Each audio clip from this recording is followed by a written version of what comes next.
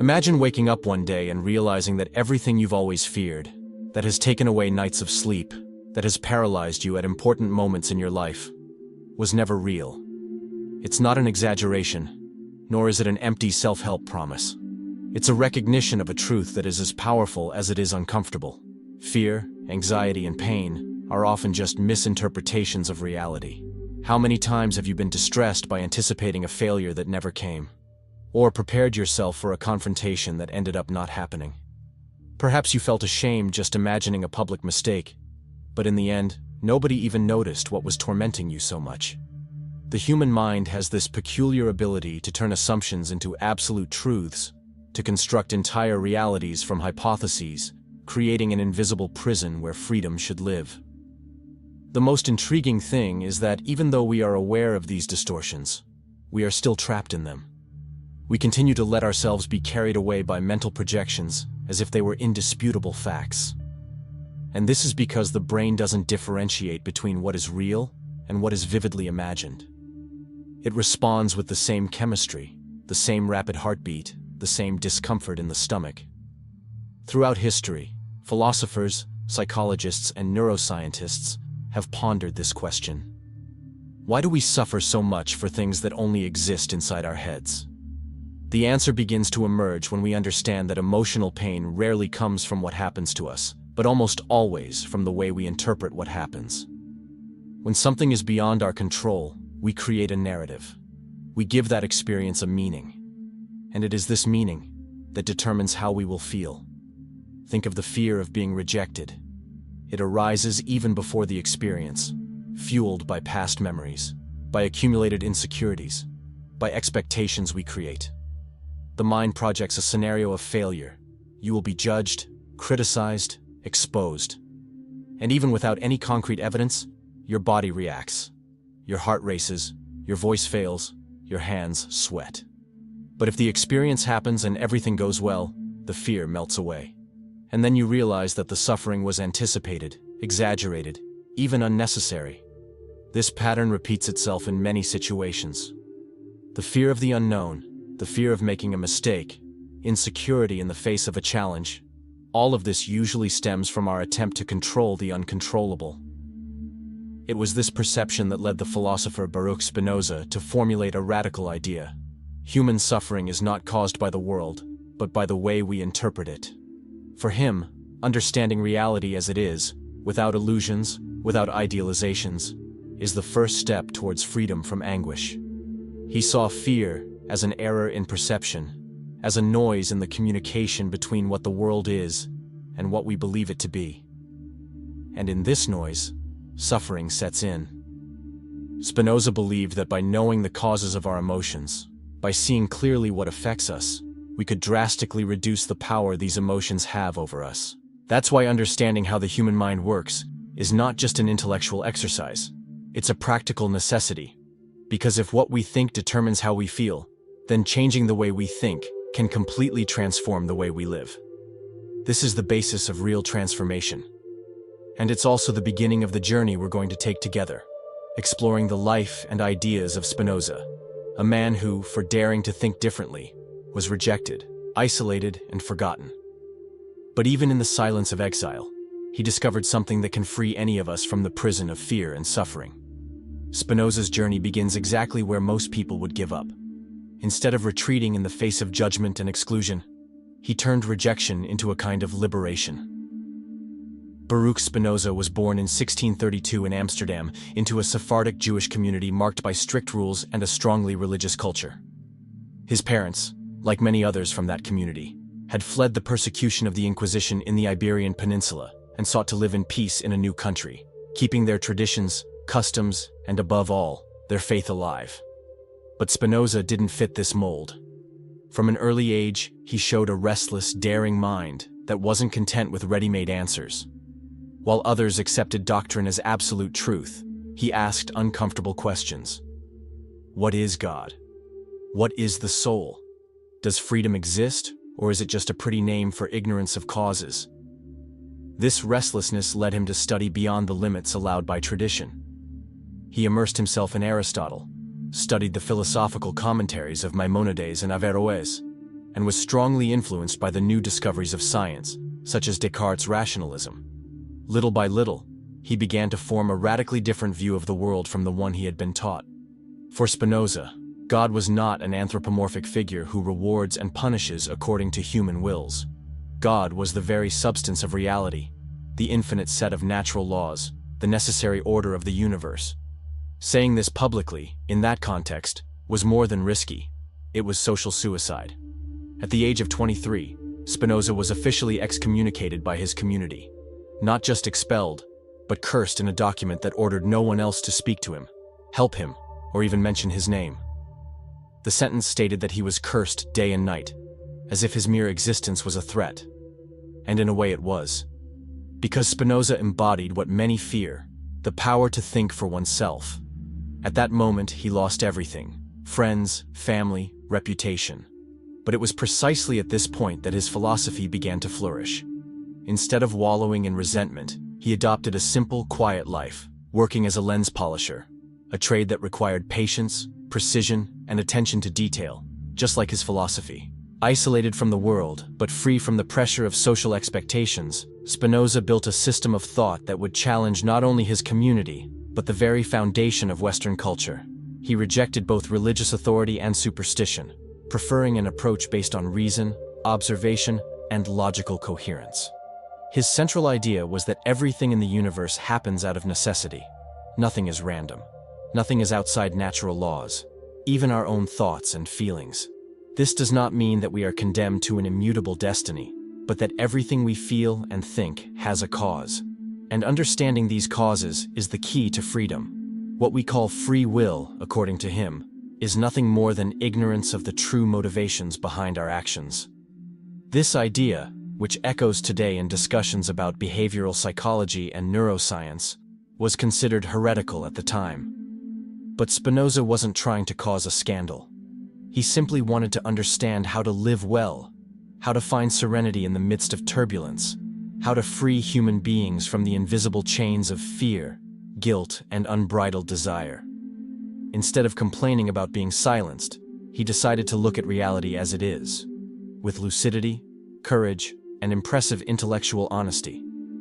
And it was in this act of silent courage that the philosophy that can change the way we see suffering began to be born. Because for Spinoza, true freedom does not lie in doing what you want, but in understanding why you want what you want. Spinoza believed that understanding the causes of our thoughts, emotions, and decisions was the only real path to freedom. But in saying this, he made an irreversible break with the traditional idea of free will. While much of Western philosophy until then had argued that freedom consisted of the ability to choose between alternatives, Spinoza saw freedom as a state of clarity, a deep understanding of the causes that move us. For him, every thought, every emotion, every choice is the result of a chain of events that began long before we became aware of it. Just as rain doesn't choose to fall and fire doesn't choose to burn, we don't choose our passions, impulses, or desires. They are expressions of nature, functioning. When we understand that aggressive behavior, for example, may be the result of old traumas, family conditioning, social contexts, or biological predispositions, our way of judging that person, and even ourselves, changes. Judging gives way to understanding. And with understanding comes the possibility of acting in a more lucid, less reactive way. Spinoza doesn't deny that we can change, but he says that real change only happens when we know the inner gears that govern us. To change without understanding is simply to exchange one impulse for another. That's why, for him, the human mind is not separate from nature, but part of it. We are not an exception in the universe, we are an expression of it.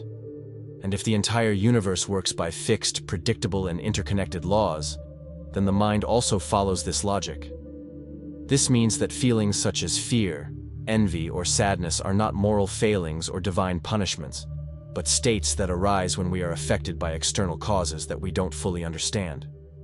When something escapes us, when we don't know why we're angry, or why we feel jealous, or why we can't sleep, that's when we suffer the most.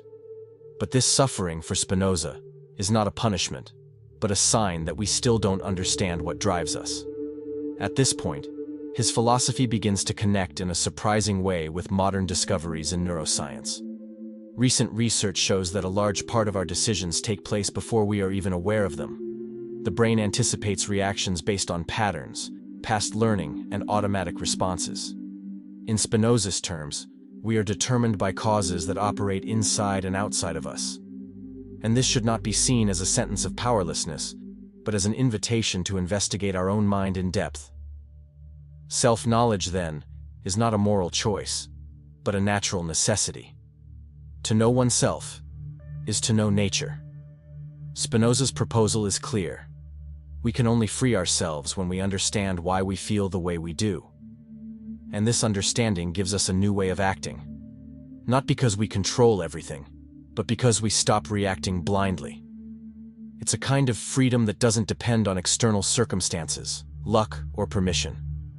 It's a silent, inner freedom born of clarity. The mind, when enlightened by reason, ceases to be a victim of the passions and becomes the author of a more serene existence. And this is exactly what Spinoza sought throughout his life. Not to overcome the world, but to understand it. Because by understanding the causes, the illusion is dispelled, and with it a significant part of the suffering. If everything we feel is caused by prior and inevitable forces, as Spinoza claims, then our negative emotions, such as fear, frustration, and anger, are not moral failings, but automatic responses. And this is precisely why suffering should not be treated as an enemy to be fought, but as a phenomenon to be understood. For Spinoza, emotional pain arises whenever we are affected by something external that diminishes our power to exist. And this diminution, more often than not, happens when reality distances itself from what we expected of it. Most suffering doesn't come from the facts themselves, but from the distance between what we expected and what actually happened. We expect recognition, and we don't receive it. We expect understanding and are judged. We expect tranquility and are surprised by chaos. This constant frustration between what should be and what is forms the basis of countless daily pains. Think, for example, of someone who dedicates themselves intensely to a work project hoping for a promotion. The logic seems simple. Effort generates reward. But in the end, another colleague is chosen. Immediately, thoughts of injustice, feelings of contempt, and frustration arise. The question on your mind is, why did this happen to me?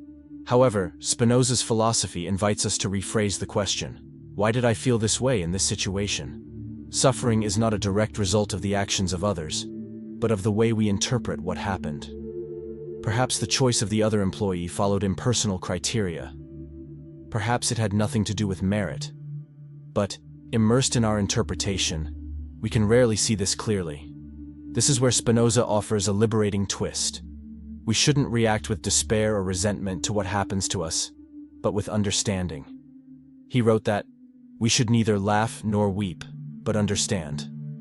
Because laughing can be mocking, crying can be despair, but understanding is clarity. When we understand why something has affected us, we stop being passive victims of the emotion. We put ourselves back at the center of the experience, not to control it completely, but to go through it with awareness. The metaphor he uses to illustrate this relationship is that of a river. Life flows like a continuous stream. You can try to swim against the current, and that only exhausts you. You can try to control the flow, and it frustrates you. Or you can learn to observe its strength, its rhythm, and find the wisest move to go with it. It's not about resignation, it's about wisdom. It's not about passivity, but about lucid adaptation. The nature of emotions, according to Spinoza, is that they always point to a state of transition. Either we gain more power and feel joyful, or we lose it and feel sad. But if we know the causes of these states, we are no longer led blindly by them. This is applying reason, not as a cold effort to erase what we feel, but as a light that reveals what lies behind what we feel. This is where Spinoza's philosophy moves away from moralism and towards science. There is no guilt in suffering, only a lack of understanding. Just as we don't blame a stone for falling, we shouldn't blame ourselves for feeling. we should try to understand the internal movement that leads us to react in that way. By adopting this approach, pain begins to lose its opacity. Fear becomes less threatening. Stress becomes less dominant. Because all of this begins to be seen as part of a natural chain. And if it's natural, it can be investigated. If it can be investigated, it can be understood. And what is understood loses some of its power. When we understand what is happening inside us, we stop reacting automatically and start responding with more wisdom. And it is this practical wisdom, born of observation and reason, that Spinoza believed was the only possible way to achieve inner freedom. If suffering arises from the way we interpret reality, as Spinoza proposed, then living more peacefully depends less on circumstances and more on the way we understand them. This is not a comfortable idea, because it demands responsibility. It means that we are not hostage to situations, but to the way we react to them. And that's why there's something profoundly liberating about this thinking. If everything that causes us fear or anguish is largely the result of interpretations built up over time, then we also have the chance to dismantle these structures, piece by piece, through careful observation, reason, and self-knowledge. What seemed like an insurmountable wall may in fact be just a shadow cast by unexamined beliefs. Spinoza never promised a life without pain, but he firmly affirmed that it is possible to reduce suffering as we understand its causes. He saw the human being as part of nature, not as an isolated or special being. This means that our emotions, our thoughts, our impulses are all expressions of the same natural order that moves the planets, the seasons, and the growth of trees. And if everything in nature can be understood through reason, then the human mind can also be understood. That's why he dedicated his life to building a philosophy that united ethics, logic, and freedom. For him, true freedom was not about doing whatever you wanted, but about no longer being a slave to ignorance. When we accept that we have no control over the flow of the world, but we do have responsibility for how we interpret it, we take the first step towards liberating ourselves. It's not easy. It requires vigilance. It requires humility. It requires the constant effort of looking inwards. But it also offers something that nothing external can give: serenity. The serenity of someone who doesn't live at the mercy of chance, but in harmony with reality. The serenity of those who understand that even fear can be investigated, undone, and overcome. Because there is no greater suffering than living trapped in an illusion, and no greater freedom than seeing that illusion for what it is. Perhaps the greatest challenge lies in applying all this in everyday life, because in practice, we still feel anger, fear, frustration. We still create expectations. We still resist. But the difference lies in knowing that there is an alternative, that clarity can be cultivated, that suffering can be understood, and that this understanding can be transformed little by little into freedom. The freedom to live more lightly, more lucidly, with more connection to what is, and not to what we thought it should be. Now that you know the essence of Spinoza's philosophy, I'd like to invite you to pause and reflect. What was the fear that most dominated your life? And what changed in you when you finally understood that it wasn't as real as it seemed? If you like, share it in the comments. And if this reflection made sense to you, don't forget to like the video and subscribe to the channel. This is what keeps this work alive and allows more people to find this type of content. And if you want to go one step further and support this channel directly, consider making a contribution of any amount. Your help strengthens this work and allows more content like this to reach more people. After all, as Spinoza taught, true transformation doesn't happen in the world around us, but within our way of seeing the world.